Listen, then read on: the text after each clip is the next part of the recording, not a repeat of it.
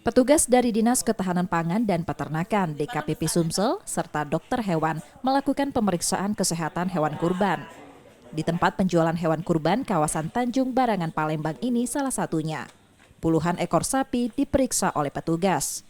Pemeriksaan untuk memastikan hewan kurban layak jual dan memenuhi syarat.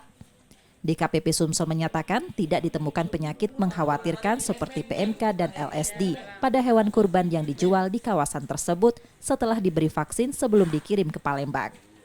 Warga diimbau agar membeli hewan kurban yang telah melalui pemeriksaan dan memiliki surat keterangan sehat. Sudah memantau dari seluruh kandang yang ada, yang sudah kita pantau sampai sekarang, alhamdulillah tidak ada penyakit yang mengkhawatirkan, tidak ada gejala, semuanya dalam keadaan sehat. Kita juga sudah memberikan vaksin bantuan, walaupun mungkin tidak secara menyeluruh. Kita berharap itu tidak ada. Dan alhamdulillah apa yang sudah kita pantau sudah terbukti bahwa itu tidak ada.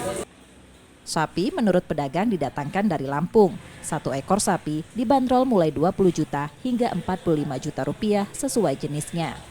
Setiap tahun, harga hewan kurban, terutama sapi, mengalami kenaikan 10%. Datang langsung dari Lampung. Oh, dari Lampung. Ada yang Jenis sapinya, Kak?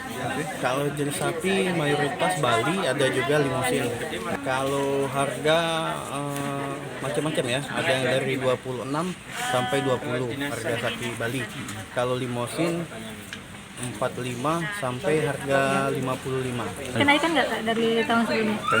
Ada kenaikan. Berapa Pasti persen? ada kenaikan. Kira-kira berapa? Paling sekitar 10% lah. Pemeriksaan kesehatan hewan kurban juga dilakukan di Kabupaten Ogan Ilir dan Banyu Asin, serta dilanjutkan ke seluruh daerah.